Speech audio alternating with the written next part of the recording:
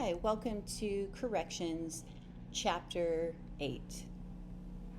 All right, we're going to start with correctional careers. Again, as I've mentioned in previous recordings, all too often the correctional careers are forgotten about, and they really are amazing careers working in a correctional or detentional facility, or what we talk about as the jails. They have amazing benefit packages, and generally they're only less than $1 an hour of what they make than their cohorts in law enforcement or what we call patrol. Also, parole probation officers, or what we're calling now community justice, and also, again, corrections and detention officers. So if you are interested in law enforcement, I highly recommend looking towards correctional careers. There's also juvenile detention officers, and a lot of those positions do require a bachelor's degree as well, and those are amazing, the difference you can make in the life of a juvenile. There's also federal correction officer jobs as well. So just amazing. If you are interested, take a picture of this slide or write these positions down and do a career search, or contact me and I can definitely direct you in the right way, and we'll do a meeting and get you going in the right direction. All right, probation officers or parole and probation officers. Amazing career. They are doing so much evidence-based practices where they have somebody that is arrested, and instead of just going before a judge and the judge is kind of rolling the dice, the parole and probation officer is really doing research into the person and saying, hey, what does this person need? That person always doesn't need to go to jail. That person needs maybe rehabilitation, or that person needs maybe has a drug problem and needs to go into a drug rehabilitation, or that person maybe needs to go sit down and go through therapy. And so it is amazing what a good parole and probation person can do through rehabilitation working with a client. And I have been amazed, especially locally, what our community justice workers do with their clients. And so I highly recommend, through the county, state, or federal agencies, if you really are looking to make a difference, this is a huge area that you can do that. And then even through parole, when somebody gets out of prison, working with them to re-enter society, what you can do to help monitor compliance is just amazing. Parole officers, same thing. When somebody gets out of prison, it's amazing what you can do to make a difference, because when somebody has been in prison and they've been there for 5 years, 10 years, 20 years, it's really difficult to re-enter society. And so the difference that you can make in helping somebody to succeed and get a job and re-enter society and get into therapy and to get into different programs is amazing. I love this picture. It's of different correction and detention officers, and it's amazing if you've ever been into the different facilities and seen the different relationships that they make with the inmates. It's just amazing. And I used to sometimes go, wow, I want to go into corrections and detentions, because sometimes you're there longer and the relationships that you build are different than in law enforcement. Because in law enforcement, I wouldn't get to be there and see people for a long amount of time, where in corrections you do. And so you get to work with adults and juveniles for a longer period of time and build those relationships, which is really cool. This is just an average kind of salary depending where you work. You can pause here and look at this map, or you can actually go do a search. Again, contact me if you are interested, and I can definitely help direct you if you're interested in one of these careers. All right, so again, as I've explained in earlier videos, there's a difference between a jail and a prison, and there's a difference between working in corrections and working in prisons. So there's also careers within prisons and working as a prison guard. So you can definitely go be a prison guard. In fact, If you're not a CCJ or criminology and criminal justice major, you might be interested in going to the Pelican Bay prison tour that Dr. Carter offers every year. It now, of course, with COVID, it hasn't been offered, but it's going to be back up and again. And if you are a CCJ minor or major and you haven't heard about it, contact Dr. Carter.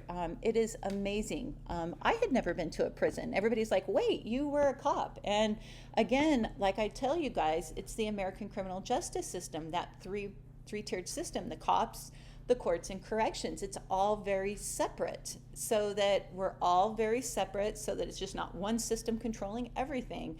I had never been to a prison, and so when I started working at SOU, Dr. Carter said that he did tours of Pelican Bay, and I'm like, let's do it. I was so excited, and I went on the tour, and I was just so amazed.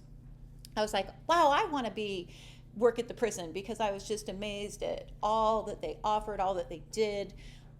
It was just eye-opening on many different levels. So I wholly recommend that you go. I put a link here that talks about the different prison careers, and I recommend watching that as well. Also, a warden. I think there's a quiz question on this as far as who the chief administrator of a prison is, and that's called a warden. So kind of like I ask about the chief of police and the sheriff of a county, deputies, I'm going to ask who the chief administrator of a prison is. So make sure you know that for the quizzes as well.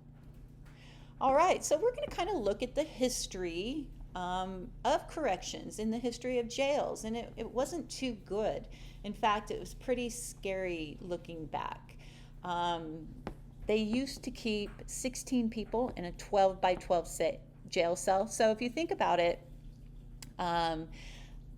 people are about 5 to 6 feet tall. So if a person's about 5 to 6 feet tall, 2 people stacked on top of each other is 12 feet. So in a 12 by 12 cell, they would put 16 people.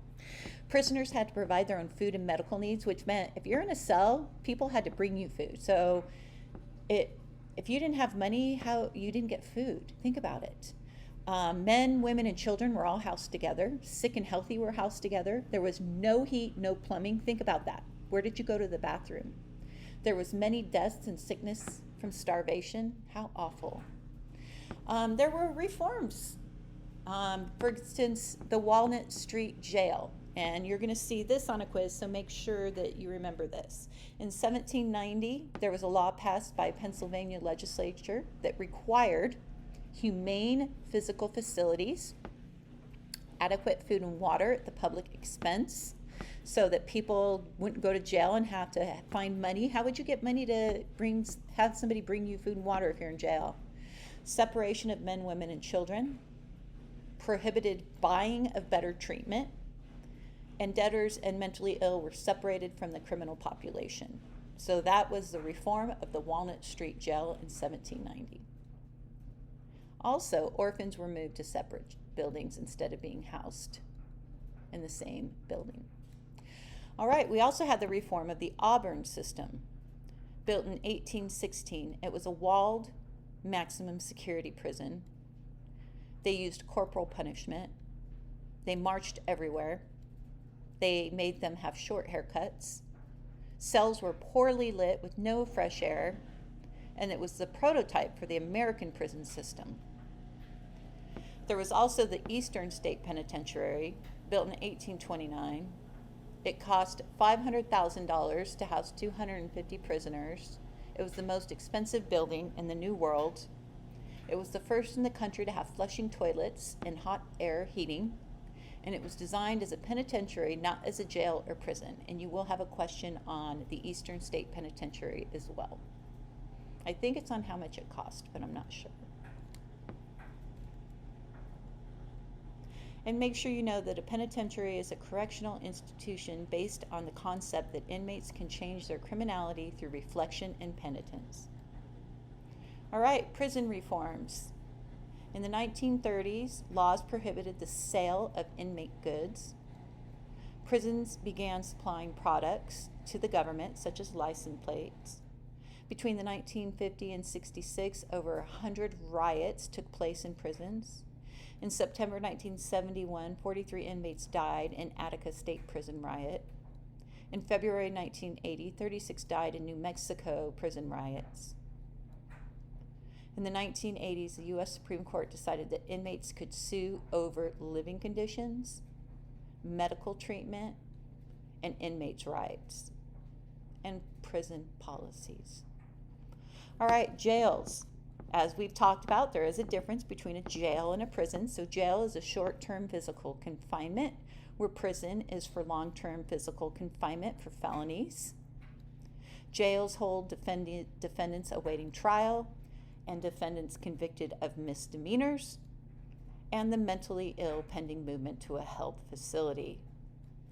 State prisons are correctional institution for prisoners convicted of felonies, extended sentences, separated inmates by sex, and architecture reflected of gender bias. Prisons. Here are the top highest incarceration rates by state. You can pause here if you want to look at these in more depth. State prison security levels and minimum security have few physical barriers to escape, many programs for inmates. Minimum security is fortress-like walled, self-contained institutions that offer inmates education, vocation, and rehabilitation. Maximum security, prisons for inmates at high risk of escape or who are dangerously violent to other inmates or staff. Administrative segregation is solitary confinement, and inmates are kept in single cells 23 hours a day. They are allowed a shower and 1 hour of recreation per day. And then we have private jails and prisons. They're for-profit facilities run by private security companies, contracted by counties at lower costs. They have less programs, less training, lower pay, and conditions often below state standards. Escapes and assaults carry smaller penalties. And here's a look at the United States that show which states in red have greater than 30% private prisons. If it's a light blue, there's no private prisons. So it's kind of more of a almost white. If it's a light blue, it's 0.1% to 9%. If it's a dark blue, it's 10 to 19% prisons. If it's a light red, it's 20 to 29% prisons, private prisons. And if it's a red, again, it's greater than 30% private prisons. All right, so what are your thoughts? Should prisons be run by the government?